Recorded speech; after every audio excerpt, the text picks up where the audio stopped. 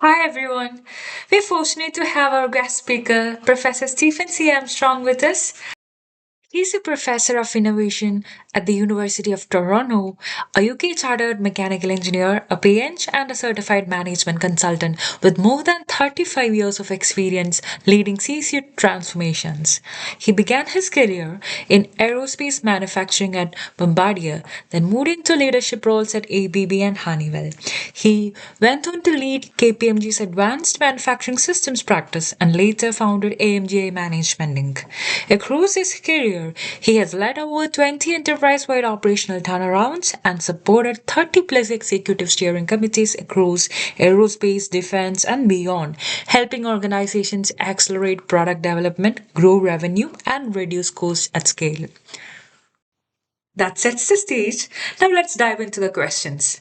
In your perspective, what is the difference between internal and external consulting in terms of day to day work and career growth?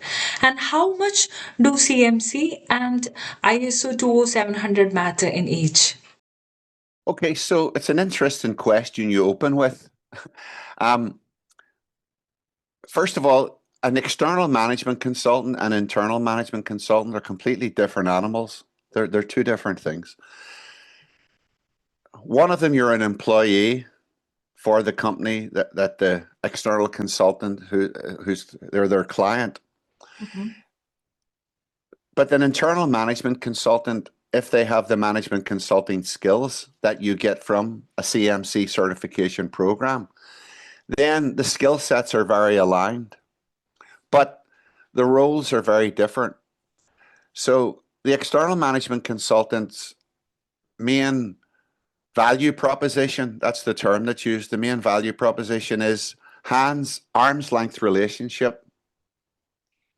You're not an employee, so you're not part of the politics. You're not part of the culture.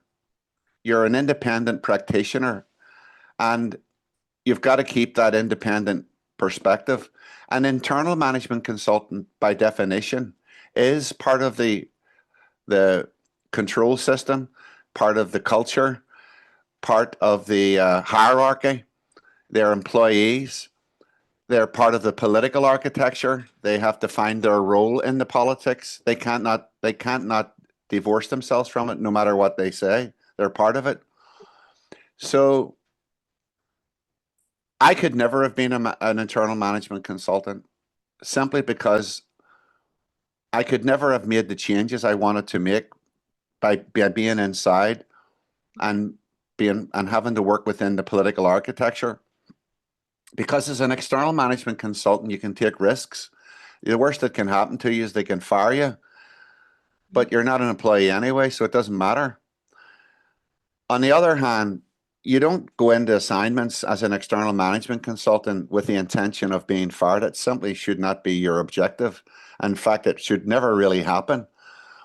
You should be judging the system that you're dealing with and working the system, working the political architecture, the psychological and the cultural and the power structure within it so that you're successful and so that they're successful. If you're getting fired, then they weren't successful either. So getting fired should never be an option. But the point that I'm trying to make is having the independent mindset is definitely a value proposition that the internal management consultants can't have. But the skill sets, if let's say both have the certification, CMC, Certified Management Consultant, which is the sort of global standard for the of over a 4 year period, it's a bit like an apprenticeship. You join a company and then you are sponsored by that company to, well, when I did it, it was back in the 90s.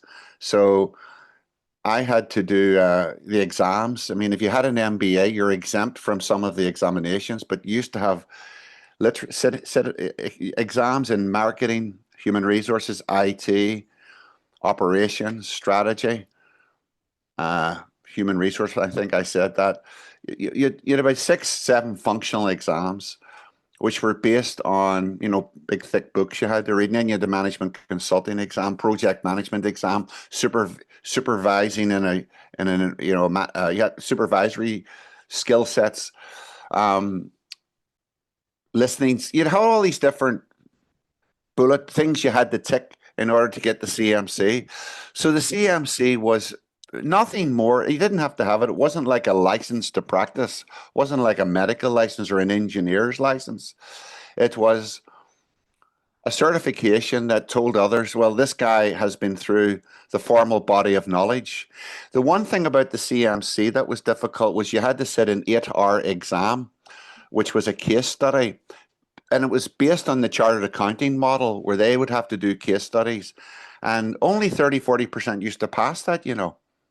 And the ones that failed were the ones who were not with a big firm, or at least being mentored in a big, what was called the big eight, then the big six, then the big four. Now it's the big four accounting slash consulting firms, and there's the big four strategy firms now, you know.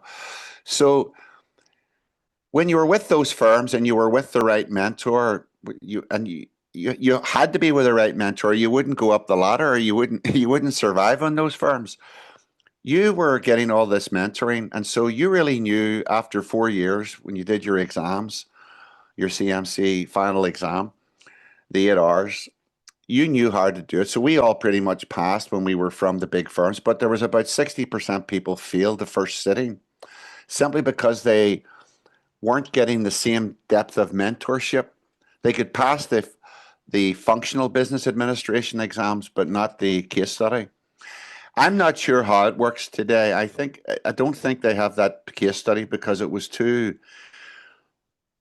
grueling. Grueling would be the right word. It was tough. Was not given away at that time. So today they've made changes to it, and you should actually talk to them. I've never really understood what they, because I think they dropped the functional exams, Yeah. but you still have to do project management and the human relationship, man, all that stuff. You still have to do that because it's a huge part of management consulting. But getting back to your original question, internal consultants have the same skill sets as the external management consultant, but the politics in which they're working is very different. And so if you want to get fundamental change performed in a company, it's better to have the stimulus from outside. And that's the role I played throughout my life. And that's all I would play. Um, if I was to be an internal consultant, I would have felt like I was retiring on the job. Not that those people are retiring on the job. They're not. I've worked with them because they're also a great conduit, Mm. to use that electrical engineering terminology. They're a conduit from the external person to the internal team. And I always had to have someone that worked with me. And usually they were female, by the way. That's Yes. it. That's an interesting. And all the big major companies I work with, they always put between the CEO would sponsor me. I'd work with the executive team, but usually the person they put me for the most part was female. Not in all cases, but in many cases. Now, Okay. why that was is another story. It just was something that emerged because it was change management, and it was all to do with more the psychological stuff, the human relationships stuff. I mean, it was technical roles, putting in an ERP system, putting in a new product development process, doing business process management across the entire enterprise. But all of that required people, and all of that required you to overcome resistance to people. So the external person could never achieve that without having internal deep sponsorship of people who were highly respected as well. So the internal consultant role is massive. Most of those didn't have CMCs and weren't even consultants, but they were smart enough to pick up what you had to do. Go ahead. Okay. So it is key for the management consultants to engage and partner with the internal consultants to leverage their system expertise and shape the stakeholder support for implementing the change, right? Million percent. Yeah.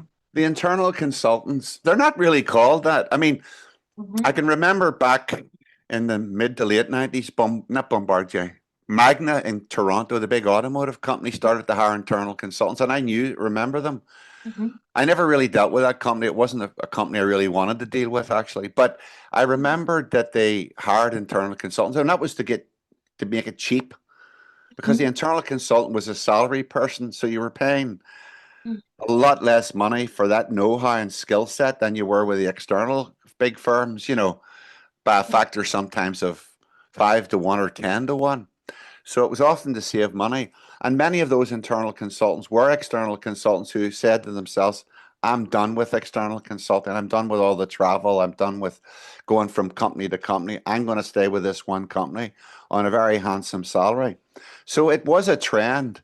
But like I said, it wasn't, you're not going to make the fundamental change internally that you can make externally with the right CEO sponsorship. But the external person needs deep know-how from the internal people, whether they're called internal consultants or staff members. The external consultant can only achieve what they have to achieve through the connections to internal specialists, if you want to call them internal consultants.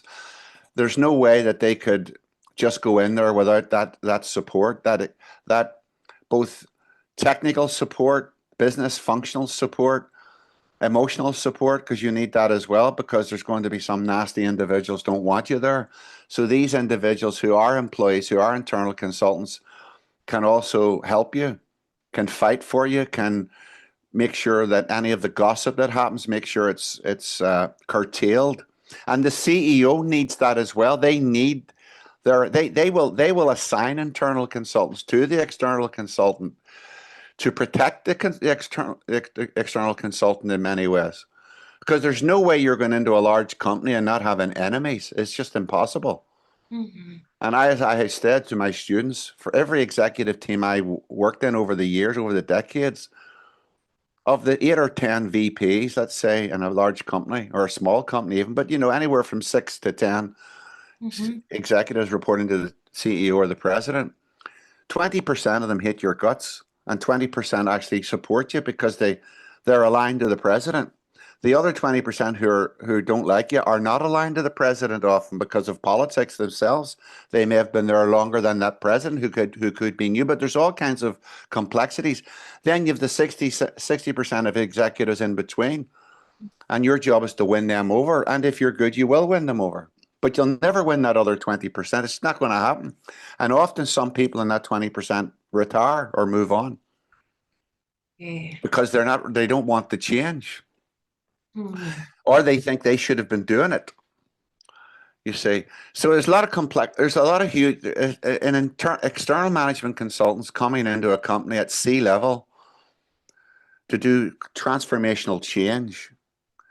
80% of the success is understanding the psychology and the politics. You're expected to be brilliant at technical. You're expected to be brilliant at ERP implementation, at project management, at business process management, at new product development or strategy or whatever it happens to be. You're expected. That's expected.